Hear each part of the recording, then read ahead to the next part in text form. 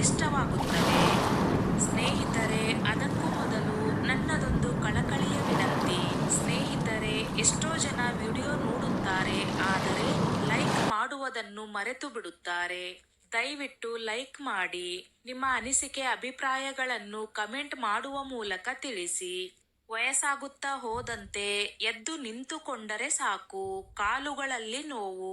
10 ಹೆಜ್ಜೆ ನಡೆದರೆ ಸಾಕು, ಕಾಲುಗಳಲ್ಲಿ ನೋವು ಶುರುವಾಗುತ್ತದೆ. ಸ್ವಲ್ಪ ನಡೆದರೆ ಸಾಕು, ಯಾವಾಗ ಕುಳಿತುಕೊಳ್ಳುತ್ತೇನೆ ಎನ್ನುವಷ್ಟು ನೋವಾಗುತ್ತದೆ. ಕುಳಿತು ಎದ್ದೇಳಲು ಕೂಡ ಮೊಣಕಾಲುಗಳಲ್ಲಿ ನೋವಾಗುತ್ತದೆ.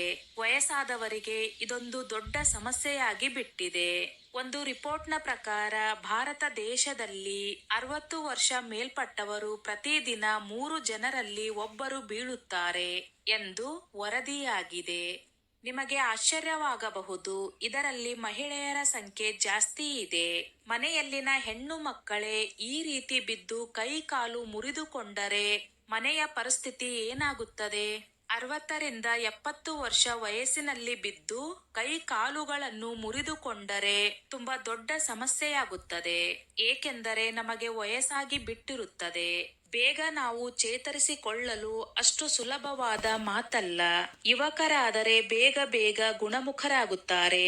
ಅದೇ ವಯಸ್ಸಾದವರಲ್ಲಿ ಶಕ್ತಿ ಕಡಿಮೆ ಇರುತ್ತದೆ.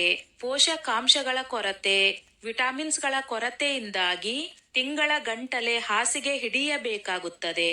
ಅದೆಲ್ಲ ರಿಕವರಿ ಆದ ಮೇಲೂ ಕೂಡ ನಮಗೆ ಸರಿಯಾಗಿ ನಡೆಯಲು ಬರುವುದಿಲ್ಲ.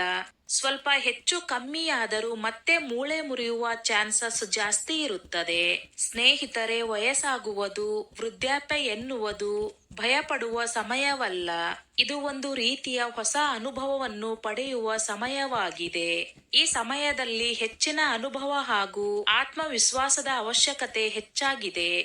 ವೃದ್ಧಾಪ್ಯದ ಸಮಯದಲ್ಲಿ ನಮ್ಮ ಕೆಲಸಗಳನ್ನು ನಾವೇ ಸ್ವಂತವಾಗಿ ಮಾಡಿಕೊಳ್ಳುವುದು ತುಂಬಾ ಕಷ್ಟವಾಗುತ್ತದೆ. ಇಂದು ನಾವು ಈ ವಿಡಿಯೋದಲ್ಲಿ ಒಳ್ಳೆಯ ಆಹಾರಗಳ ಬಗ್ಗೆ ತಿಳಿಸಿಕೊಡುತ್ತೇವೆ.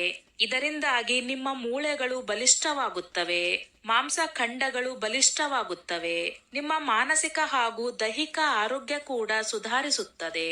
ನೀವು ಯಾರ ಸಹಾಯವೂ ಇಲ್ಲದೆ ನಿಮ್ಮ ಕಾಲ ಮೇಲೆ ನೀವು ನಿಂತುಕೊಳ್ಳಬಹುದು. ಸ್ವತಃ ನಿಮ್ಮ ಕೆಲಸಗಳನ್ನು ನೀವೇ ಮಾಡಿಕೊಳ್ಳಬಹುದು. ನಾವು ಇಂದು ಹೇಳುತ್ತಿರುವ ಈ ವಸ್ತುಗಳು I know why nobody's watching your YouTube videos. It's not because your content isn't good. It's because you can't hook a ಈ ವಸ್ತುಗಳು ತುಂಬಾ ದುಬಾರಿ ಏನೂ ಅಲ್ಲ.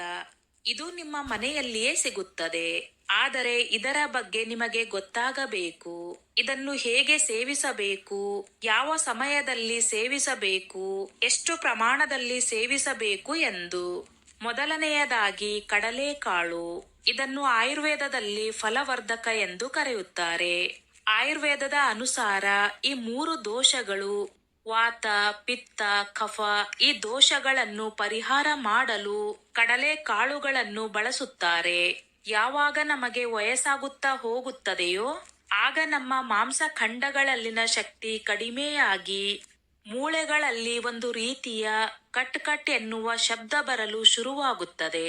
ಯಾವಾಗ ನಮಗೆ ವಯಸ್ಸಾಗುತ್ತಾ ಹೋಗುತ್ತದೆಯೋ ಆಗ ಈ ಎಲ್ಲಾ ಸಮಸ್ಯೆಗಳು ಕಾಣಿಸಿಕೊಳ್ಳಲು ಶುರುವಾಗುತ್ತದೆ. ಈ ಸಮಸ್ಯೆಯಿಂದ ಮಾಂಸಖಂಡಗಳು ಕರಗಲು ಶುರುವಾಗುತ್ತವೆ, ಮೂಳೆಗಳು ದುರ್ಬಲವಾಗುತ್ತವೆ.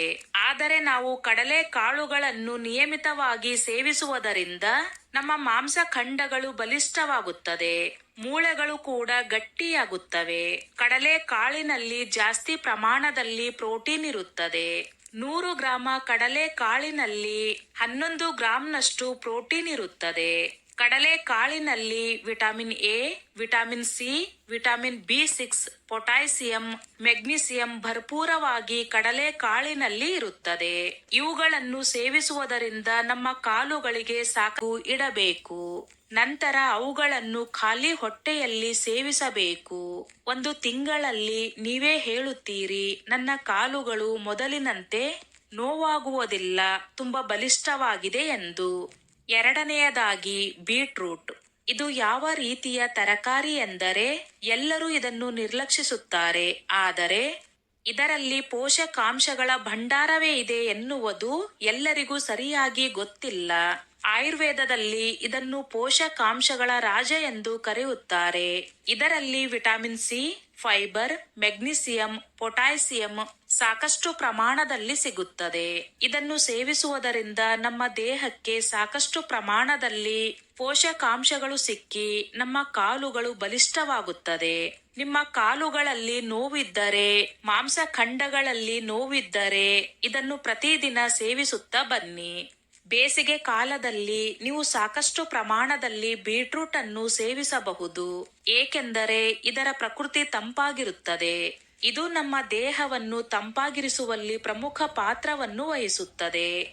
ಇದರಲ್ಲಿ ಸಾಕಷ್ಟು ಪ್ರಮಾಣದಲ್ಲಿ ನೈಟ್ರೇಟ್ಸ್ ಇರುತ್ತದೆ. ದೇಹವನ್ನು ಪ್ರವೇಶಿಸುತ್ತಿದ್ದಂತೆ ನೈಟ್ರಿಕ್ ಆಸಿಡ್ ಆಗಿ ಬದಲಾಗುತ್ತದೆ. ತಲೆಯಿಂದ ಕಾಲಿನವರೆಗೂ ಇದು ರಕ್ತ ಸಂಚಲನೆಯನ್ನು ಸುಧಾರಿಸುತ್ತದೆ. ಯಾವಾಗ ನಿಮ್ಮ ಕಾಲುಗಳಲ್ಲಿ ರಕ್ತ ಚಲನೆ ಸರಿಯಾದ ಪ್ರಮಾಣದಲ್ಲಿ ಆಗುತ್ತದೆಯೋ ಆಗ ನಿಮ್ಮ ಕಾಲುಗಳಲ್ಲಿ ನೋವಾಗಲಿ ಜುಮ್ಮೆನ್ನುವ ಅನುಭವವಾಗಲಿ ಆಗುವುದಿಲ್ಲ.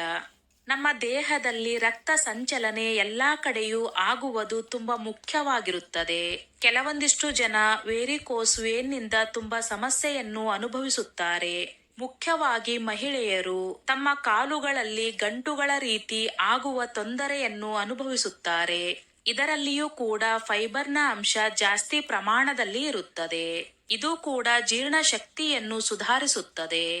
ಹೈ ಬ್ಲಡ್ ಪ್ರೆಷರ್ ಹಾಗೂ ಶುಗರ್ ಇರುವವರು ನೀವು ಡಾಕ್ಟರ್ ಅನ್ನು ಸಂಪರ್ಕಿಸಿ ಇದನ್ನು ಸೇವಿಸಬಹುದು. ನಿಮಗೆ ಇದರ ಪಲ್ಯ ಸೇವಿಸಲು ಇಷ್ಟವಿಲ್ಲದಿದ್ದರೆ ಪ್ರತಿದಿನ ಅರ್ಧ ಬೀಟ್ರೂಟ್ ಅನ್ನು ಜ್ಯೂಸ್ ಮಾಡಿಕೊಂಡು ಸೇವಿಸಬಹುದು. ಎಷ್ಟೋ ಜನ ಹೇಗೆ ಯೋಚಿಸುತ್ತಾರೆ ಎಂದರೆ 60, 70, 80 ವರ್ಷವಾಗುತ್ತಿದ್ದಂತೆ ಇನ್ನು ಮುಂದೆ ನಮ್ಮ ಜೀವನದಲ್ಲಿ ನಾವು ಆರಾಮಾಗಿರಬೇಕು ಎಂದು. ಅದು ತಪ್ಪು ತಿಳುವಳಿಕೆ. ನಮ್ಮ ಕಾಲ ಮೇಲೆ ನಾವು ನಿಂತುಕೊಳ್ಳುವ ಶಕ್ತಿ ಇರುವವರೆಗೂ ನಾವು ಯಾವುದಾದರೂ ಕೆಲಸವನ್ನು ಮಾಡಬೇಕು. ನೀವೇನು ದೊಡ್ಡ ದೊಡ್ಡ ಕೆಲಸ ಮಾಡುವ ಅವಶ್ಯಕತೆ ಇಲ್ಲ.